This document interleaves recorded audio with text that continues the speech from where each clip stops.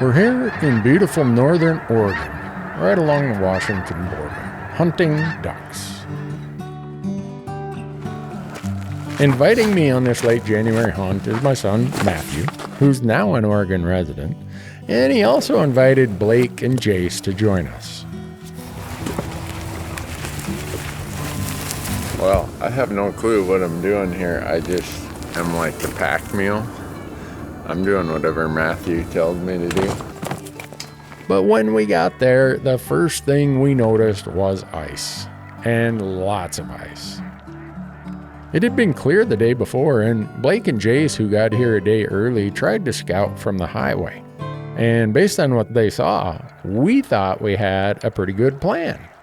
Well, last night it got unseasonably cold, forming a sheet of ice right over the spot we planned to put our decoys.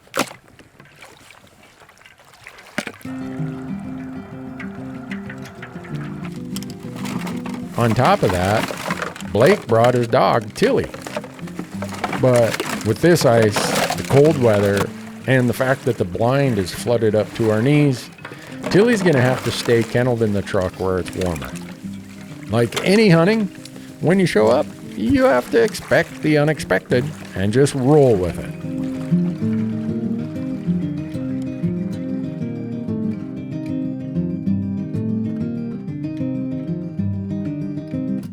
Bend the knee and pray that you can stay in the good grace of the water. Storm, she's stalling and danced. Days of rain and wind, mist hanging in the valley. Victim of a circumstance. This hunt takes place on one of the many national wildlife refuges on the Columbia River system. These national wildlife refuges are super important to our wildlife populations, whether it's the waterfowl, the songbirds, the raptors, small game, and many other mammals. The National Wildlife Refuge System provides wetland habitat for nesting birds, and in this case, is some of our most critical stopover habitat for waterfowl when they're on both their southern and northern migrations. Funded in part by hunter dollars and duck stamps, refuges also provide a lot of opportunity for waterfowl hunters. And there's never been a more critical time than today for hunters to stand up and speak up on behalf of our wildlife refuges.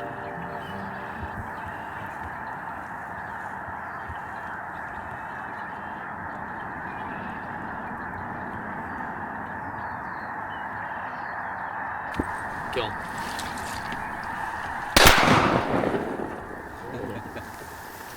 What is it, a gadwall? Teal.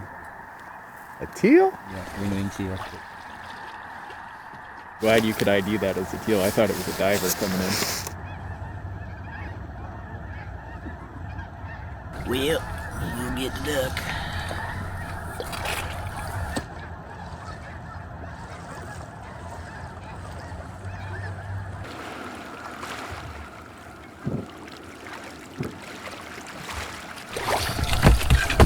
What are you gonna shoot? Enough ducks this year. That's the 100th duck I've seen die this year. Really? Yeah.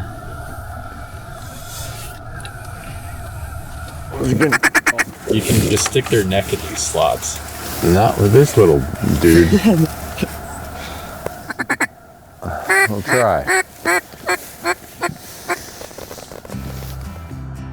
I often get asked, "Hey Randy, do you hunt ducks?" Oh yeah, I sure do. In fact, earlier in my life as a CPA, I co-chaired the Bozeman Ducks Unlimited Committee for 7 years. When Matthew was 4 years old, we bought Copper, a female chocolate lab who became Matthew's childhood companion. And about the time that Matthew reached hunting age, we bought our second Labrador Retriever, and Matthew named him Merle. And as much as our platforms mostly feature big game hunting, Matthew and I have done a duck hunt every year over the holidays. I'd say Matthew took many, many limits of ducks and geese before he ever tagged his first deer or his first elk.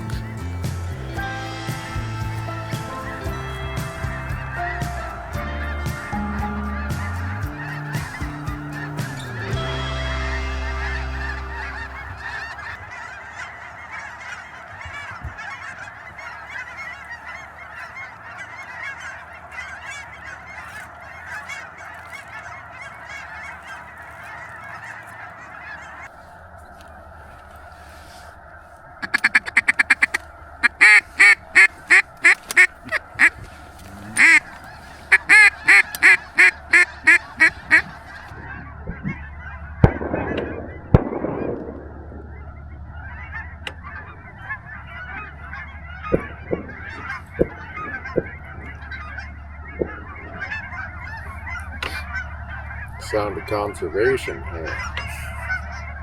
That Pittman Roberts came on a bit shot up today. In 1903, President Theodore Roosevelt decided to set aside a piece of land near what is now Vero Beach, Florida. And he did so because of his concern that the brown pelican was about to become extinct. And he established what was called the Pelican Island National Wildlife Refuge. And this was the first of 53 refuges established in the final 5 years of the Roosevelt presidency. His concern for plummeting bird numbers, not just as a hunter, but as a lover of all wildlife, was expressed by his actions to establish this wildlife refuge system, along with the laws that he passed to curb market hunting of waterfowl for meat and for feathers used in fashionable hats. Without the foresight of Roosevelt, many species of birds that we enjoy today, well, they likely would have just disappeared.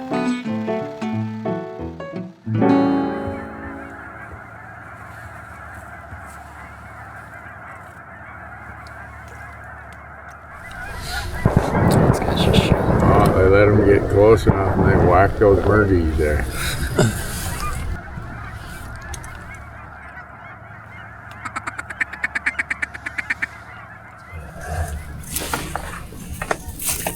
Should have known this is gonna be like this iced over. It's too cold last night. We should have known too, because like the locals weren't choosing blind 12. Yeah.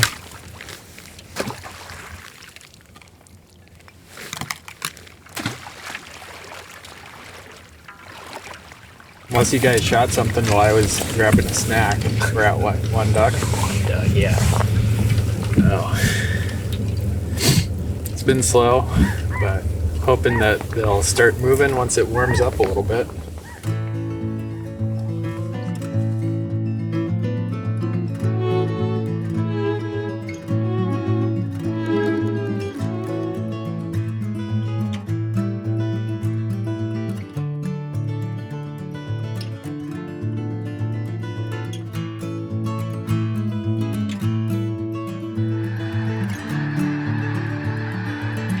Today, there are over 570 national wildlife refuges encompassing 95 million acres, with every state having multiple refuges. These critical lands are managed by the U.S. Fish and Wildlife Service, an agency within the Department of Interior. The U.S. Fish and Wildlife Service differs from most other agencies as its primary responsibility is wildlife and wildlife habitat. Unfortunately, we have too many in Congress who want to cut the budgets for these critical lands and the wildlife that depends on them. Funding for these lands comes from congressional appropriations, but also from the Duck Stamp Program, the North American Wetlands Conservation Act, and excise taxes on firearms and ammunition under what is known as the Pittman-Robertson Act. In addition, there are other nonprofit groups like Ducks Unlimited, Delta Waterfowl, and the Audubon Society that donate to the cause of waterfowl and other species that use wetlands. This combination of federal funding, hunter stamps, hunter excise taxes, and nonprofit funding and volunteerism help create the robust wildlife system that we have in this country.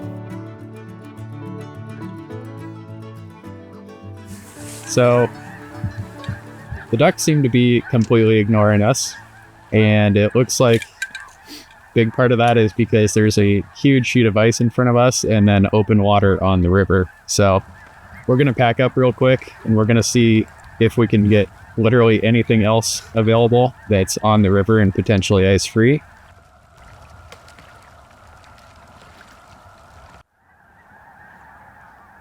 We got one teal. We'll try again tomorrow. We'll do the random draw standby line. Yeah. And we'll at least know what we're looking for tomorrow, I think. Yeah, we're looking for open water. That's what we're looking for. What we needed to bring is a big stick of dynamite and blow all of that ice out of there.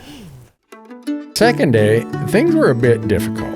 We didn't have an assigned number, so we were taking the chance to be in the standby line. Fortunately, a few people who had assigned numbers from the online draw didn't show up in the morning. So we got the last blind available. Well, it's clear. It's going to be a lot more pleasant than yesterday. The blind's dry, so cool. But we should get down there. The bad part was that looking at the reports for the season, only 2 ducks had been taken out of this blind.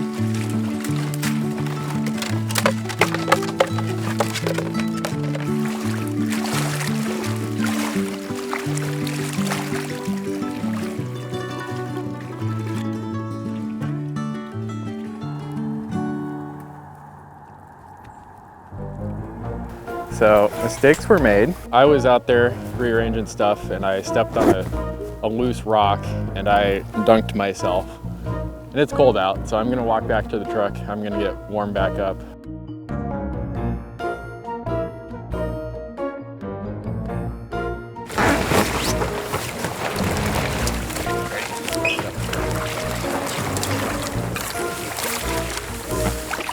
So as you can see, today hasn't gone as planned.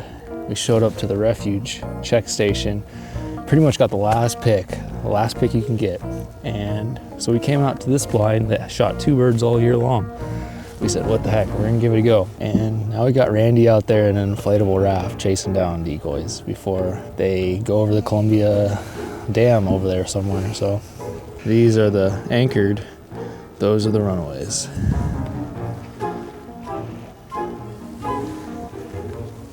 I don't have anything to say.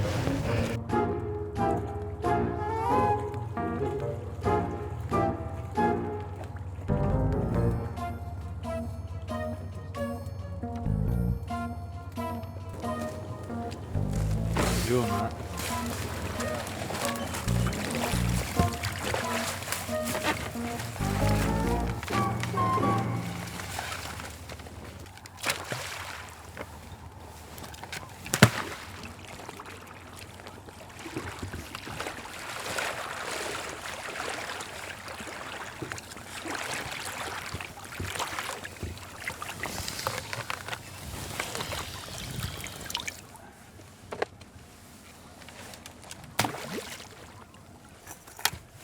What time? Maybe like 45 hour after shoot one. Or not.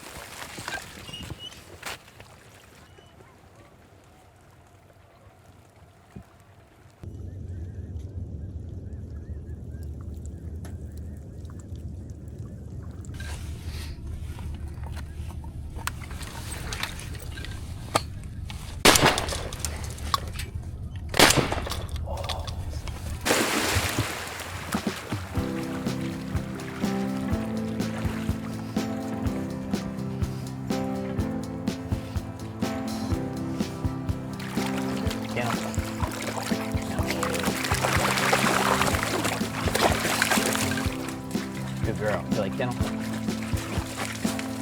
Matthew's missing out on all the action here. Now he gets to sit it out in the truck trying to dry off and warm up while Blake's shooting all the mallards. All one of them. Oh, Blake, looks like you got a grebe coming into your setup here. Billy's gonna want to get that guy.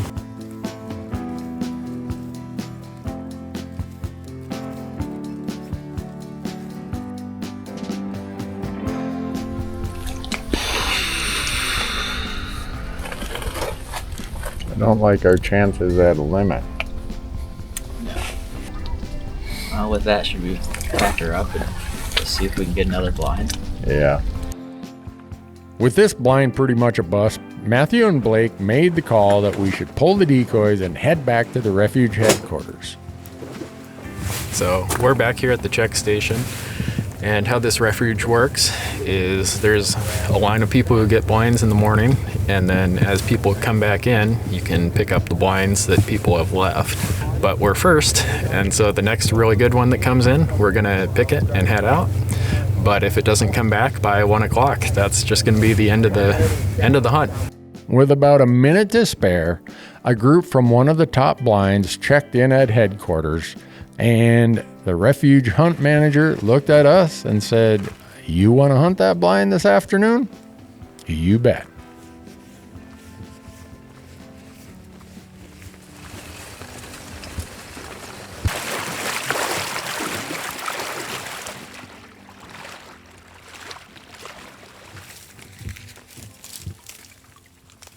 Round 2 for today. Round 2 for today.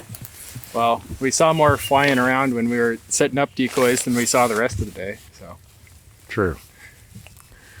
hopefully they continue to fly. Oh, right here. It's a diver. Got there. At a stop or what? I couldn't tell. It looked like maybe a hen goldeneye. Kill him, guys. Shoot that hen on the water. Tilly, dead bird. Hey.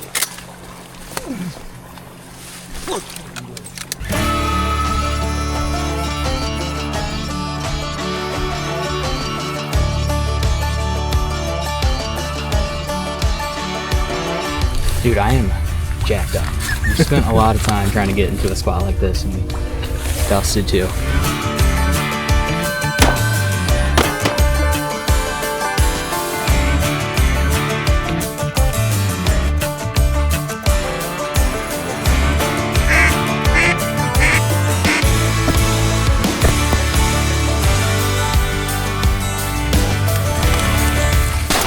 Nice shot.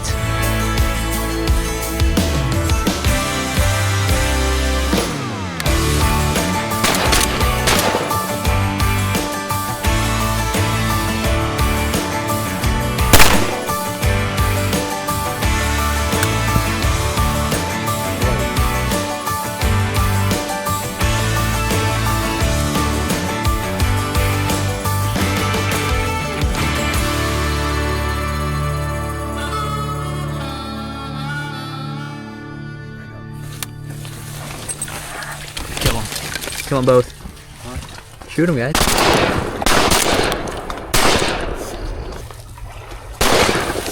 Hey. Tilly. Tilly. Dead bird.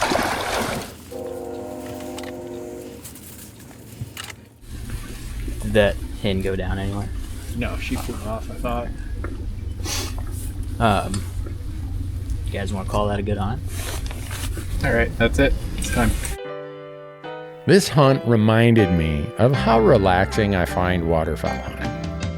I love being in the blind, even on a slow day. I'm fascinated by all the birds, not just the ducks and geese. I mean, look at how many of these snow geese, thousands of snow geese, were flying over all the time. I loved watching the dog work, and Tilly did an amazing job on the big water of this Columbia River.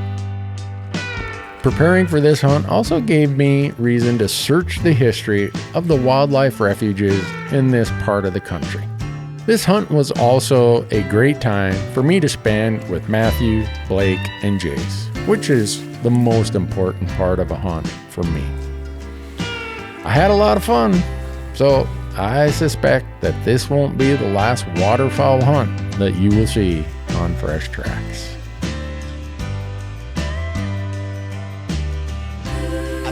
Said farewell to thee. Sleep beneath the stars in California, dreaming of that